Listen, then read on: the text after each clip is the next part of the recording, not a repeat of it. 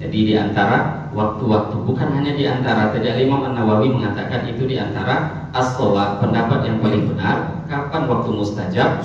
Ma baina ayajlisal imam alal mimbar, ketika imam mulai duduk di mimbar sampai imam salam, itu waktu yang paling diharapkan. Nah, sebenarnya ada beberapa riwayat lain, ketika matahari terbit, zawal matahari tergelincir, matahari tenggelam, ketika iqomah dan lain sebagainya. Nah, itu memang di antara waktu-waktu mustajab. Bismillahirrahmanirrahim.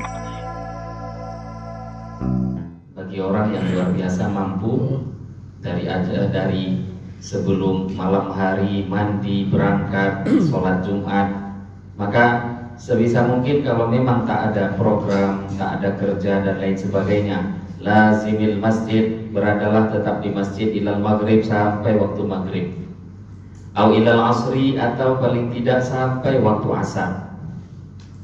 Wakun, dan jadilah engkau hasanal muraqabati, bagus muraqabahnya. Muraqabah itu kalau didefinisikan sebenarnya artinya orang yang selalu merasa diawasi oleh Allah, itu muraqabah. Merasa dilihat Allah, merasa diperhatikan Allah, merasa diawasi Allah, itu muraqabah. Sebisa mungkin jadilah engkau selalu muraqabah, meneliti waktu-waktu lisa'ati syarifah.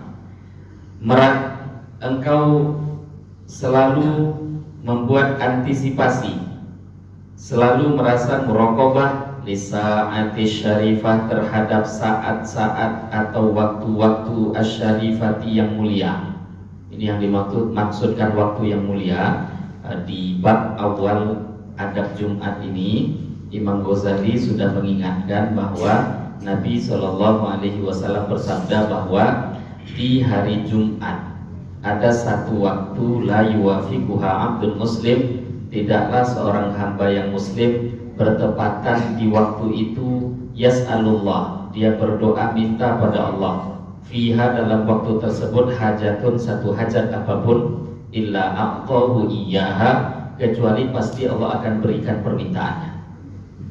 Jadi ada waktu makbul di hari Jumat secara khusus, dan siapa yang berdoa bertepatan di waktu itu pasti Allah kabulkan permintaannya. Maka Imam Ghazali mengingatkan itu tadi, usahakan sebisa mungkin betul-betul muraqabah, terutama di waktu-waktu yang mulia itu. Memang waktunya Allah sembunyikan. Fa innaha, sesungguhnya waktu asyarifah, waktu yang mulia itu, mubhamatun, disembunyikan oleh Allah, fi jami'il yaum, di sepanjang hari. Fa asaka, mudah-mudahan engkau antudrikaha, menjumpai waktu tersebut. Wa anta, sedangkan engkau khashi'un, dalam keadaan khusyuk, lillahi ta'ala, pada Allah Ta'ala. Mutadallilun, dalam keadaan menghinakan diri, mutadharri'un, dan merendahkan diri kepada Allah.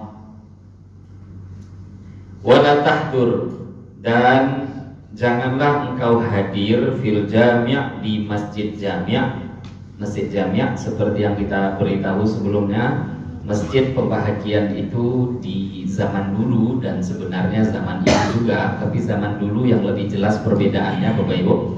Masjid jami' itu masjid yang khusus digunakan Jumatan. Jadi ada masjid tapi tak dipakai Jumatan di tempat itu. Oh, itu namanya musola, Ustaz. Bukan musola, bukan masjid. Kalau musola kita tak bisa i'tikaf di sana, tidak bisa kita sholat tahiyatul masjid di situ. Musola itu kedudukannya hanya tempat sholat dan tidak mesti diwakafkan. Nah, masjid itu punya hukum-hukum tersendiri. I'tikaf di sana, kemudian untuk mengerjakan tahiyatul masjid ya bisa di situ. Lah, masjid terbagi. Ada masjid yang digunakan Jumatan, ada yang tidak. Asli hukumnya satu kampung itu kalau bisa Jumatannya satu. Nah, zaman dulu, mulai zaman Rasulullah itu yang dibuat. Masjid-masjid selain Masjid Nabawi banyak. Tapi kalau sudah sholat Jumat, semua kumpul ke Masjid Nabawi, satu Madinah. Itu yang dibuat zaman Abu Bakar Siddiq radhiyallahu anhu, zaman Khalifah Sayyidina Umar bin Khattab, zaman Sayyidina Uthman, zaman Sayyidina Ali, begitu terus. Maka Imam Syafi'i ketat dalam bab Jumatan. Satu kampung itu kalau ada Jumatan 2, sedangkan aslinya masih bisa digabungkan 1, itu nanti ada yang Jumatannya nggak sah. Itu kata Imam Syafi'i. Aslinya 1, selagi masih bisa. Tapi kalau udah nggak bisa, contoh tempat nggak muat, mesti dibuat 2, nah itu kan lain bab, lain cerita, ada pembahasan tersendiri. Nah, dari pembahasan itu bisa kita ketahui masjid itu ada yang jami', ada yang tidak. Maka ada nama-nama itu yang masih beredar sampai sekarang, masjid jami', ditambah baru namanya apa. Lah itu sejarahnya aslinya berarti di kota itu dulu Jumatan cuma 1 tempat. Nah tapi sekarang baru dibuat aja masjidnya namanya udah jami'. Nah itu kadang masjid yang lebih dulu dari dia buat Jumatan nggak memberi nama jami'. Nah, jadi kadang sejarahnya tak tahu mereka. Jadi jami' memang masjid yang dibuat untuk Jumatan. Nah kalau kita sekarang hampir semua masjid jadi jami', tempat Jumatan.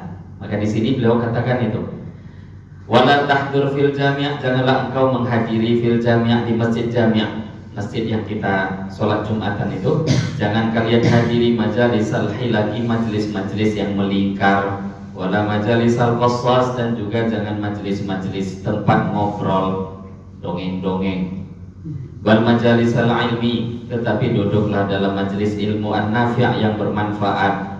Wa huwa, adapun ilmu yang bermanfaat, alladzi adalah ilmu yang yazidu, menambahkan fi khaufika, takutnya engkau minallahi pada Allah Ta'ala, wa yanqusu, dan mengurangi min rahbatika, daripada kecintaan engkau fi dunia, pada dunia. Fa kullu ilmin, setiap ilmu, la yad'uka, yang tidak mengajak mendorong engkau minat dunia, dari dunia, ilal akhirati, kepada akhirat. Fal jahlu, maka bodoh atau tidak tahu, a'wadu, lebih bermanfaat alaika, atas engkau minhu, ketimbang engkau mengetahuinya. Nasihat setelahnya, setelah di hari Jumat itu, sebisa mungkin selepas selesai Jumat jangan pulang ke rumah, tetap duduk di masjid sampai maghrib, atau paling tidak sampai asar hari Jumat. Nah sekarang duduk di masjid, apa yang mau dibuat? Oh iya, saya duduk di masjid, tapi ternyata duduk ngobrol dengan kawan-kawan. Apa gunanya? Bukan duduk di masjid, bukan duduk dengan majelis-majelis obrolan. Maka nanti kalau sudah ngobrol, pergi ke sana kemari, tidak jelas, ujung-ujungnya menghibah orang. Bukan duduk di majelis-majelis untuk ngobrol. Atau majalisul qassas, ada orang cerita-cerita, tidak jelas ujung pangkalnya. Enggak, bukan majelis itu yang mau didatangi. Kalau memang kita berada di masjid, duduklah di majelis-majelis ilmu, ilmu yang bermanfaat. Hari-hari doa dalam sholat, Allahumma inni as'aluka, ya Allah aku minta pada engkau ilmu yang bermanfaat. Apa ilmu bermanfaat? Itu definisi tadi disampaikan oleh Imam Al-Ghazali. Ilmu yang bermanfaat adalah ilmu yang mana ketika ilmu itu engkau dapatkan, takut engkau pada Allah bertambah, dan kecintaan engkau kepada akhirat, kecintaan pada Allah bertambah, kemudian kecintaan pada dunia berkurang. Nah, kalau ada misalkan ilmu malah membuat kita ini tak kenal pada Allah, tambah cinta dengan dunia, mendengarkan duduk di situ, oh luar biasa, pengen ini, pengen itu, dunia cintanya bertambah. Katanya ilmu, tapi maka tidak tahunya, bahasa Arabnya jahil, tidak tahu. Gak tahu kita dengan ilmu itu jauh lebih baik daripada mengetahuinya, karena itu bukan ilmu. Jadi gak semuanya mesti kita ini harus serba tahu. Ada hal-hal yang mana gak tahunya jauh lebih baik. Kalau tahu itu tambah cinta dengan dunia. Fasta'in, maka minta perlindunganlah kepada billahi, pada Allah, min ilmin, daripada ilmu, la yang fa'u, yang tidak bermanfaat, supaya terhindar dari hal-hal yang tak baik, dari ilmu-ilmu yang tak bermanfaat, salah satu cara doa dan minta pada Allah. Wa akthir, dan perbanyaklah minad doai, daripada doa, ingda tuluh. Nah, ini beliau dalam kalimat yang akan kita dengarkan ini, beliau memberitahu beberapa tempat posisi waktu-waktu istijabah, waktu makbul. Kan namanya Nabi bersabda, di hari Jumat ada waktu yang disembunyikan. Siapa yang berdoa di waktu itu bertepatan dengan waktu mustajab, pasti Allah kabulkan. Dan waktunya Allah tak tentukan, tidak diberitahu. Tapi tanda-tandanya di beberapa hadis disebutkan. Imam Nawawi, Imam Ghazali meringkasnya di sini. Wa akhir, perbanyaklah olehmu minat doa, dari doa inda tulu'i syamsi, ketika terbitnya matahari di hari Jumat. Harapan terbesar pertama, terbit matahari hari Jumat. Banyak-banyak waktu itu manfaatkan untuk doa, karena di situ anjuran zikir ketika terbit matahari. Wa inda zawali, dan ketika zawal. Zawal itu tergelincir matahari. Waktu zuhur masuk, itu zawal. Waktu Jumatan, karena ini harinya Jumat. Wa indal ghurubi, dan ketika tenggelamnya matahari hari Jumat, setelah asar menjelang tenggelam sampai tenggelam matahari, itu waktu makbul. Wa indal iqamati, dan ketika iqamahnya sholat, hayya 'alas shalah, hayya 'alal falah, qad qamatis shalah, qad qamatis shalah. Di waktu iqamah itu makbul waktunya. Di situ pula paling sibuk orang kadang ngobrol waktu iqamah. Kemudian ingda su'idil khatib al-mimbar, ketika khatib naik mimbar, itu waktu makbul. Wa ingda qiyamin nas ila shalah, dan ketika orang-orang berdiri hendak sholat, itu makbul semua. Iqamah dikumandangkan, waktu makbul. Selesai iqamah kan orang berdiri dulu nyusun shaf. Di situ waktu makbul. Doa kan tidak mesti ngangkat tangan. Doa itu juga gak mesti diucapkan sampai keluar lafaz, enggak. Hati doa, khusyuk pada Allah waktu itu kesempatan doa. Khatib naik mimbar, itu waktu doa.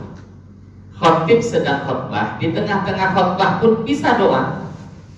Enggak harus ngangkat tangan, bisa berdoa di waktu itu. Yang enggak boleh, Nabi SAW larang di tengah khutbah itu berbicara. Nabi larang doa? Enggak. Yang dilarang berbicara. Fayushiku, mungkin saja atau hampir antakuna adanya as-sa'atu, waktu-waktu asyarifatu yang mulia, fi ba'di hadhil awqati, waktu-waktu yang disebutkan tadi, mulai dari terbit matahari, zawal, waktu sholat Jumat masuk, tenggelam matahari, ketika khatib naik mimbar, ketika khatib sedang berkhutbah, ketika iqamah dikumandangkan, ketika orang berdiri hendak mau sholat, nyusun shaf, itu waktu-waktu makbul. Nah, sebenarnya Al-Imam An-Nawawi yang nulis kitab ini Imam Ghazali. Tadi Imam Nawawi dalam beberapa kitab beliau menuliskan bahwa as-shawab ma thabata fi hadithi Muslim. Yang paling kuat dalilnya, bahkan as-shawab yang paling benar kapan itu waktu mustajab, ada di dalam hadis sahih Muslim. Nah, kita tahu riwayat Imam Muslim ini hadisnya sahih. Bukhari, Muslim. Nah, ini diriwayatkan oleh Imam Muslim, Nabi SAW memberitahu, ya karena ini hadisnya sahih, ya tentu itu yang lebih didahulukan. Waktunya kapan? Hiya ma baina ayyajlisal imam 'alal mimbar ila ayyusallima minas shalah. Waktu makbul itu adalah ketika khatib itu duduk di mimbar sampai khatib nanti salam daripada sholat. Itu cukup panjang sebenarnya, dan ini satu sunnah yang banyak tertinggal Bapak Ibu. Khatib itu sebelum khutbah sunnahnya duduk dulu. Jadi naik mimbar itu sunnahnya sebenarnya duduk dulu. Kalau azannya itu kadang kan khatib entah azan sekali Jumat atau azan 2 kali, itu Bilal maju. Biasanya Bilal ada yang nambahkan, ya ma'asyiral muslimin wa dzumratal mu'minina rahimakumullah. Bilal biasanya maju baca itu.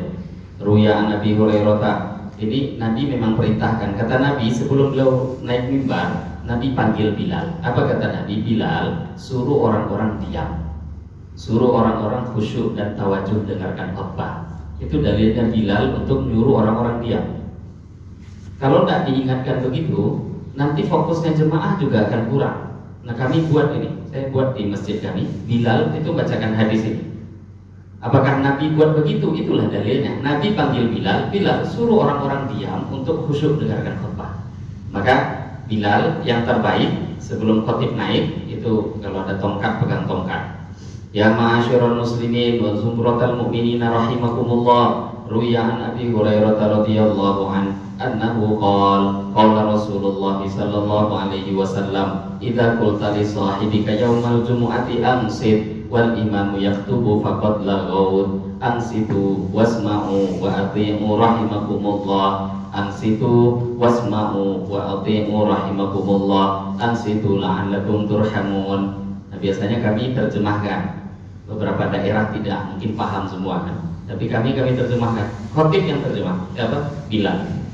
Hadirin yang dimuliakan Allah, Nabi Shallallahu Alaihi Wasallam bersabda, diriwayatkan daripada sahabat Abu Hurairah, Nabi bersabda, apabila salah seorang di antara kalian mengatakan kepada kawannya, diamlah, sedangkan khotib sedang berkhutbah, maka sungguh dia telah berbuat sia-sia. Dikarenakan itu, maka dengarkanlah, tawajuhlah, dengarkanlah, tawajuhlah. Semoga Allah merahmati kalian semua. Nah, baru khotib nanti naik mimbar. Ketika khotib naik mimbar, itu sunnah duduk dulu. Banyaknya kan berdiri. Salah nggak? Ya khutbahnya nggak ada masalah. Tapi sunnah yang itu tertinggal. Nah, termasuk yang di sini. Kalau nggak diamalkan sunnah ini, akhirnya nanti waktu untuk berdoa itu jadi pendek. Aslinya di sini Imam Ghazali nyampaikan. Kapan? Bukan Imam Ghazali. Dalam hadis Nabi bersabda, waktu makbul itu kata Nabi dari mulai khotib duduk sampai khotib itu salam. Kok khotib yang salam? Karena memang asli sunnahnya siapa yang khutbah dia imam. Asli hukum sunnah. Cuma kita zaman ini kita ada beberapa hal yang terkadang perlu dijaga. Misal kita tidak tahu nih khotib itu entah baca bismillah sholat enggak, entah khotibnya macam-macam cara sholatnya. Akhirnya karena tidak tahu, akhirnya khotib sendiri, imamnya dipisah. Boleh enggak? Boleh saja. Tapi sunnah yang terbaik, yang sempurna, Nabi yang khutbah, Nabi yang imam. Abu Bakar beliau khutbah, beliau yang imam. Sayyidina Umar beliau yang khutbah, beliau yang imam. Khalifah setelahnya siapa yang khutbah? Dia yang imam. Itu paket. Jadi mengartikan yang ini jadi nggak bingung gitu. Jadi kapan waktu makbul sampai khotib itu naik mimbar, sampai khotibnya salam. Karena khotib dengan imam itu satu paket, satu kesunahan. Kalau wajib tidak. Memang ada sebagian ulama yang mewajibkan. Ada. Tapi dalam mazhab kita, mazhab Imam Syafi'i tak wajib. Hukumnya adalah sunnah. Siapa yang khotib itu dianjurkan, dia juga yang imam. Nah, jadi antara waktu itu panjang. Khotib duduk sampai menjelang salam. Nah Ustaz, itu kan dianjurkan dengarkan khutbah, dianjurkan khusyuk. Tadi sebenarnya tak sulit untuk menggabungkan antara mendengarkan khutbah sambil doa. Doa tadi tak harus mengangkat tangan. Doa kan tak harus berbunyi suara sampai keluar. Apalagi nanti khotib ada juga duduk di antara dua khutbah. Itu kan tak ada bunyi khutbah di situ. Duduk di waktu itu, makanya kita sering lihat banyak di antara umat Islam ketika khutbah pertama dengan khutbah kedua disela-selai dengan duduk. Maka di situ dia doa. Lah di situ memang di antara tempat makbul. Tapi sebenarnya panjang, bukan cuma di duduk itu antara duduknya khotib antara khutbah pertama kedua saja enggak. Mulai khotib duduk dari duduk pertama sampai khotib itu salam di hari Jumat. Nah jadi kalau ingin dikumpulkan ya waktu iqomahnya tuh jaga semua. Jadi maknanya jangan kita ngantuk sebisa mungkin di waktu khutbah Jumat. Nah yang paling mantapnya itu kalau sudah mulai khotib naik mimbar, mulai dikipas-kipas sama setan telinga, mulai ngantuk. Kapan ngantuk hilang? Ketika salam. Terkadang yang ngantuk ya imamnya juga. Karena tadi berbeda antara khotib dengan imam. Manusia itu kadang memang kita kalau berdiam diri tanpa menggunakan pikiran lebih dari 5 menit maka langsung tertidur walaupun gak ngantuk. Jadi kalau orang itu diam dan tidak membuat apa-apa 5 menit aja, tahan dia 5 menit, diam, kemudian tutup mata, tak berbuat apa-apa 5 menit pasti tidur walaupun gak ngantuk. Termasuk malam hari. Sebenarnya kalau ada orang susah tidur, ya sambil zikir atau apa, tutup mata, diam 5 menit, jangan pikirkan apapun, nah itu tidur juga. Tapi kalau ada yang dia kerjakan, termasuk pekerjaan berat itu pikir, Bapak Ibu. Pikiran itu pekerjaan berat gitu. Makanya orang kalau ingin gak ngantuk, dengarkan khotib. Mendengarkan khotib itu berpikir, kita akan melihat tawajuh. Jadi di antara waktu-waktu, bukan hanya di antara, tadi Imam An-Nawawi mengatakan itu di antara as-shawab, pendapat yang paling benar. Kapan waktu mustajab? Ma baina ayyajlisal imam alal mimbar, ketika imam mulai duduk di mimbar sampai imam salam, itu waktu yang paling diharapkan. Nah, sebenarnya ada beberapa riwayat lain, ketika matahari terbit, zawal matahari tergelincir, matahari tenggelam, ketika iqomah dan lain sebagainya. Nah, itu memang di antara waktu-waktu mustajab. Di antara waktu mustajab. Wajtahid dan usahakanlah olehmu, wajtahid dan bermujahadahlah, ijtihad, susah payahlah.